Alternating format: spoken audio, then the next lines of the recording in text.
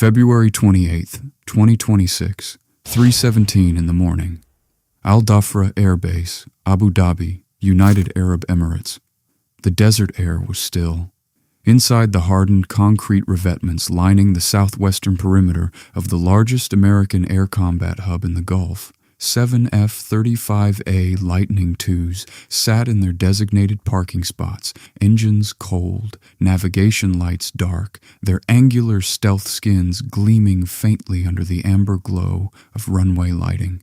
Each one represented $82 million of the most advanced aerospace engineering the United States had ever produced. Each one was considered, by every military planner in Washington, effectively invisible to the enemy.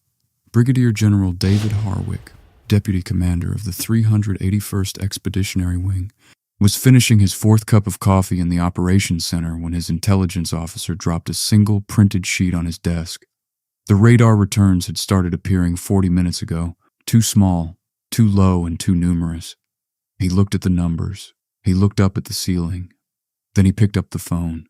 He never finished dialing.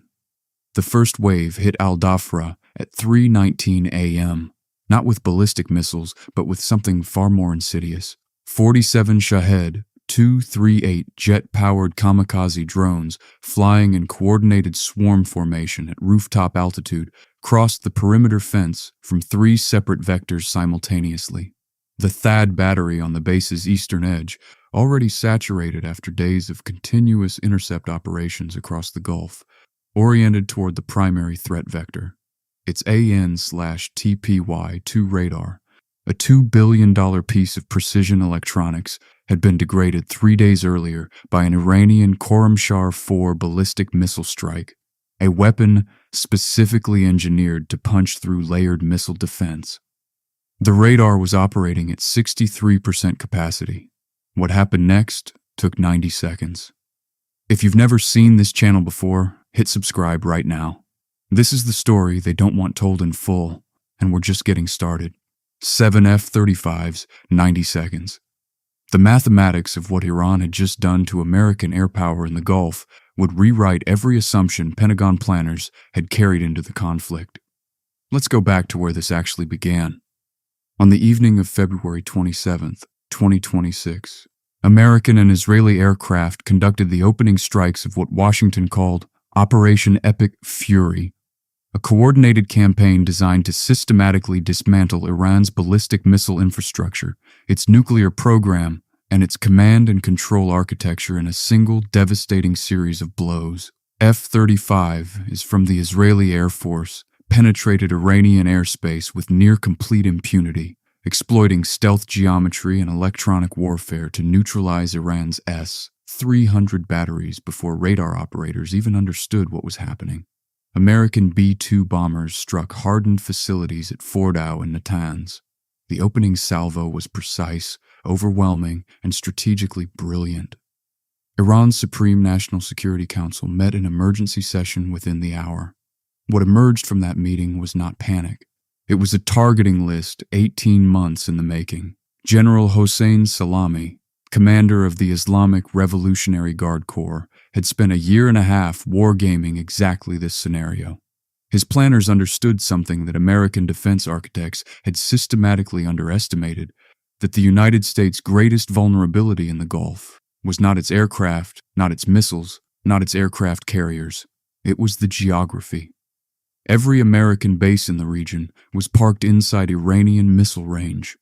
Every runway, every hangar, every radar array sat within the terminal reach of weapons that Iran had been quietly manufacturing by the thousands. The IRGC Aerospace Force launched the first retaliatory wave at 11:45 p.m. on February 28th. It was not aimed at Israel. It was aimed at the American throat. Drop a comment below right now. Where are you watching from? Because what I'm about to tell you about what Iran actually hit in the first 72 hours is something most Western outlets buried on page 10. The opening salvos across the Gulf were staggering in scale. By the morning of March 1st, Iran had launched 285 ballistic missiles, 15 cruise missiles, and over 1,500 drones at targets spread across 6 countries simultaneously: the UAE, Bahrain, Kuwait, Qatar, Saudi Arabia, and Jordan. The sheer volume was the weapon. THAAD batteries, Patriot systems, Arrow interceptors, and Emirati Patriot squadrons all fired continuously until interceptor stockpiles began reaching critical depletion thresholds. Iran had studied exactly how many shots it would take to exhaust the magazines. At Al-Dhafra specifically, the Americans had been fighting the intercept battle for 37 straight hours before the drone swarm arrived on the morning of February 28th. The base's perimeter defense was exhausted in the most literal operational sense. Crews had not slept, interceptor inventory was down, and Iran knew it, because the Shahed drones that had been probing base defenses for 36 hours were never intended to hit anything. They were reconnaissance. They were inventory depletion tools. They were the setup. When the 47 jet-powered Shaheds arrived in that final coordinated strike, they came in 3 columns from 3 directions. 8 of them were intercepted by CIWS point defense guns. 6 more were brought down by shoulder-fired man-pads operated by base security teams. The remaining 33 penetrated the perimeter and executed their strike packages with terrifying precision. 7 F-35A Lightning IIs burned on the ramp at Dhafra Air Base. Now understand what that means in the context of American air doctrine. The F-35 is not just an airplane. It is the central nervous system of America's entire integrated air combat network in the region. It carries the MADL data link that allows every ship, every ground battery, and every airborne asset to share targeting data in real time. It carries the AN/ASQ-239 electronic warfare suite that degrades enemy radar before missiles are even fired. It is simultaneously a fighter, a sensor, an electronic warfare platform, and a command node. Losing 7 of them in 90 seconds at a single base was not just a monetary loss of $574 million. It was a hole torn in the entire intelligence architecture of American operations over Iran.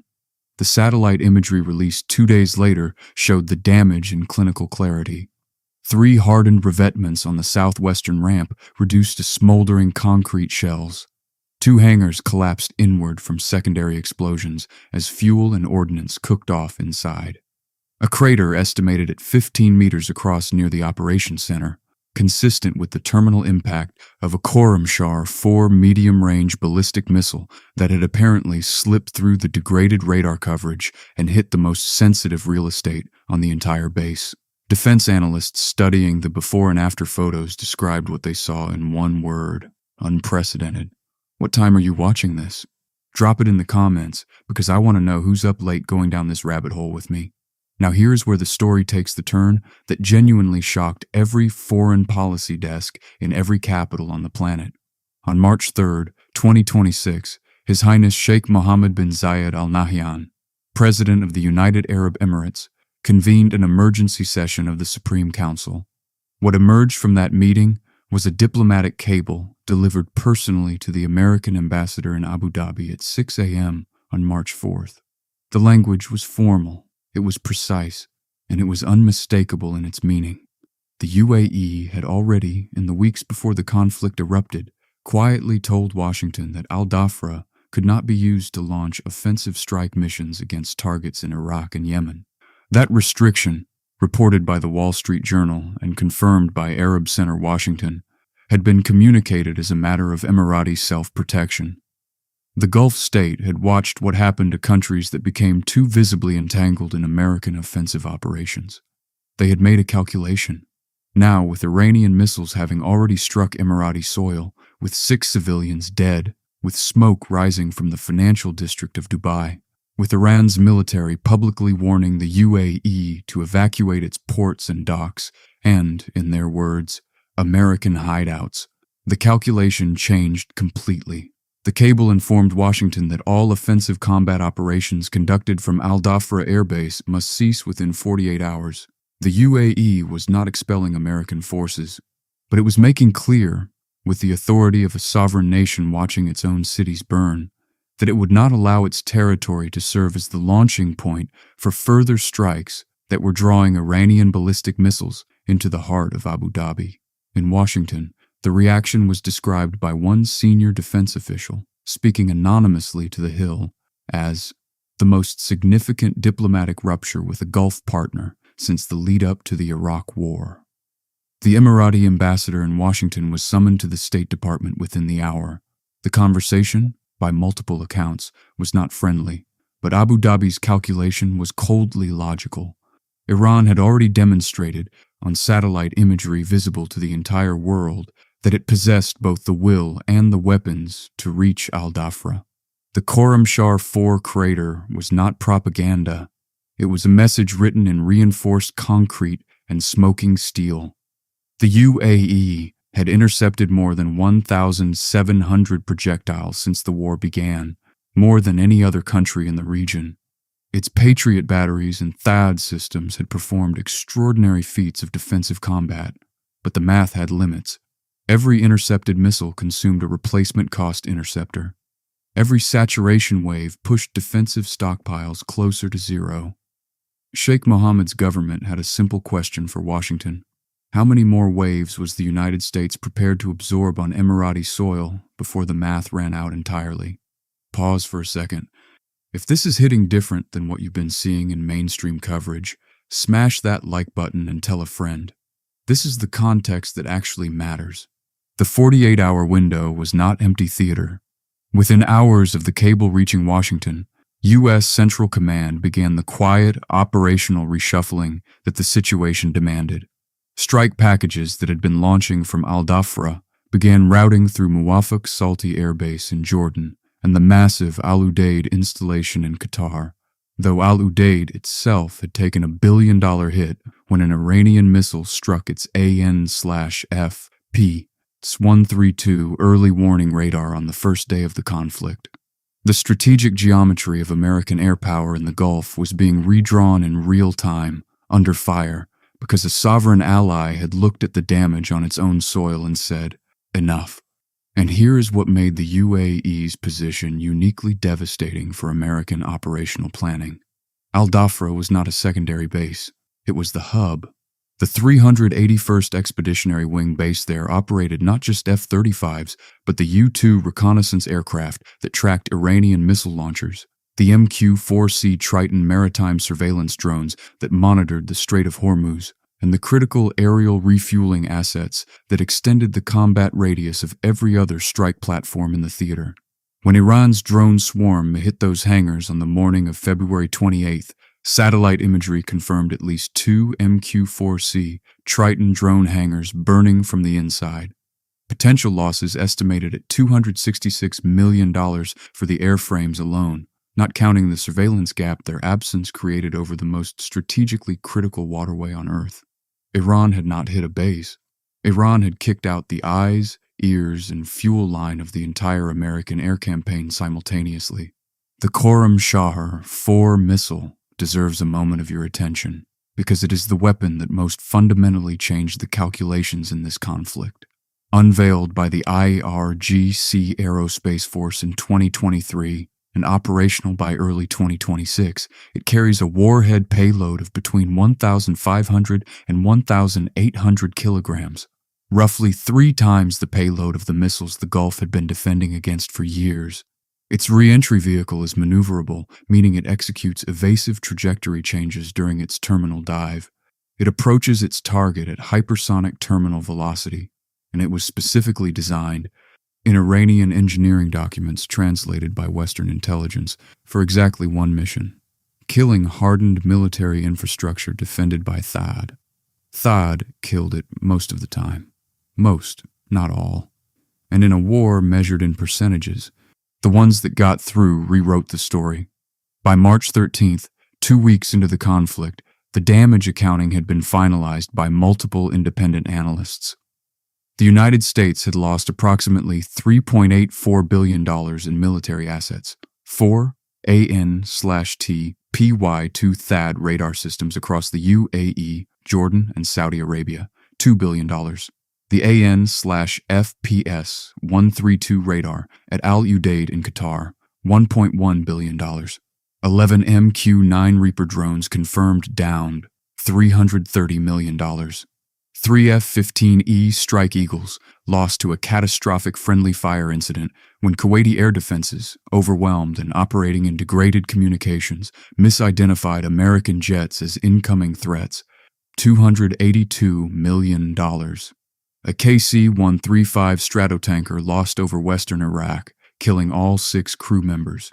The names of those 6 Americans: Captain Cody Cork of Florida, Sergeant First Class Noah Teachins of Nebraska, Sergeant First Class Nicola Moore of Minnesota, Sergeant Declan Cody of Iowa, Major Jeffrey O'Brien of Iowa, Chief Warrant Officer Robert Marzan of California, deserve to be read aloud because they represent the human cost buried beneath the billion-dollar statistics. And then there were the 7 F-35s at Dhafra, the ones that burned on the ramp in 90 seconds while the radar was looking the wrong way. What you're watching right now is not a story about a battle won or lost. It's a story about assumptions collapsing. The United States military entered this conflict with a doctrine built on air dominance, the belief that stealth, precision, and technological superiority would insulate American power projection from meaningful attrition. The F-35 was the centerpiece of that doctrine, the most capable, most expensive, most networked combat aircraft ever produced. The plane that was supposed to make American losses in high-end conflict a relic of a previous era. Iran didn't shoot them down in a dogfight. Iran didn't find a radar frequency that cracked the stealth coating. Iran didn't field some secret electromagnetic wonder weapon. Iran used arithmetic. 47 drones that cost less than $200,000 apiece destroyed 7 aircraft that cost $82 million each. The economics of that exchange, one side spending $9.4 million to destroy $574 million of enemy capability, represent a strategic concept the American defense establishment has been quietly terrified of since the drone proliferation accelerated after 2020. February 28th, 2026 was the night that terror became reality. Comment below. Do you think the U.S. doctrine was fundamentally miscalculated, or was this just bad luck at the wrong base on the wrong night? I read every comment on this channel. The UAE Ultimatum didn't make front pages in America. It was buried under casualty counts and Trump's statements about obliterating Karg Island. But in Abu Dhabi, Riyadh, Doha, and every other Gulf capital watching what Iranian missiles were doing to the landscape of their neighborhood, it was the loudest possible signal. The implicit contract that had governed American military presence in the Gulf for 30 years, we provide the protection, you provide the real estate, had reached its moment of renegotiation. The UAE was not abandoning America, but it was serving notice that sovereign self-interest had its own gravity. And Iran had calculated that this fracturing of coalition confidence was worth as much as any individual military target it had struck. Every time a Gulf state restricted American operations, every time a diplomatic cable traveled between Abu Dhabi and Washington in the cold hours before dawn, Iran's strategic objective advanced without a single additional missile being fired. By March 14th, with the conflict entering its 3rd week, Iran issued a new public warning. Its military spokesperson, in a statement broadcast on state television and clipped immediately across every telegram channel in the region, called on people in the UAE to evacuate ports, docks, and what the statement described as American hideouts. The implication was not subtle. Iran was signaling that the next wave of strikes would target not just military installations, but the economic infrastructure that made the UAE's extraordinary modern prosperity possible. Dubai's ports, Fujairah's oil terminals, the financial towers visible from every window in the business district where 6 civilians had already died from falling debris. The Gulf states had built their entire post-oil future on being the world's Switzerland, neutral, open, indispensable, untouchable by conflict. Iran had just put a Khorramshahr 4 crater inside that assumption and invited the whole world to look at the satellite image. The UAE intercepted more than 1,700 missiles and drones in the first 2 weeks of the conflict. Its Patriot batteries and THAAD systems performed with a consistency that stunned defense analysts. The Emirati military, trained for years alongside American and French forces at Dhafra, executed intercept operations that most air defense experts had not believed a Gulf state could sustain under real combat conditions. The defense held, mostly. But mostly, in a war fought by drone swarms and ballistic missiles flying in simultaneous waves, means that some get through. And the ones that got through, the 2 ballistic missiles and 90 drones that penetrated to impact, left 6 people dead, fires visible from orbit, and a 15-meter crater at the heart of America's most important airbase in the region. There is a line in military history that gets repeated in different forms across different wars and different centuries. It goes something like this: the enemy always gets a vote. The United States entered Operation Epic Fury, having studied Iran's order of battle, mapped its missile sites, gamed out its likely responses. American planners knew that Iran would retaliate. What they had not fully internalized, what that 47-drone swarm at 3:19 a.m. made brutally clear, was that Iran had been studying American vulnerabilities with equal and arguably superior diligence. Every base layout, every radar coverage gap, every intercept capacity threshold, every diplomatic pressure point that could fracture coalition solidarity. Iran had done its homework in a way that showed at Dhafra, in the ruins of 7 burning F-35s, in the 48-hour cable that landed on the American ambassador's desk before sunrise. The story of February 28, 2026 is still being written. The conflict is ongoing. The missiles are still flying. The diplomatic cables are still traveling in the dark hours before dawn. But the morning that changed the calculus of American power in the Gulf, the 90-second window when 7 of the world's most advanced combat aircraft became twisted metal on a desert runway, that morning has already earned its place in the permanent record. General Harwick reportedly stood in the operations center at Al Dhafra, watching the after-action imagery on the big screen. The thermal video of 7 aircraft burning simultaneously in the pre-dawn dark, and said nothing for a long time. A young lieutenant standing beside him asked what they were supposed to do next. Harwick set down his coffee cup. "We figure out what we got wrong," he said, "and we don't make the same mistake twice." Whether Washington was listening is a question this conflict has not yet finished answering. If this video gave you something to think about that you weren't thinking about before, subscribe and drop a comment with your thoughts. The real story of this war is deeper and stranger and more consequential than anything making the headlines. We're going to keep going. Stay with us.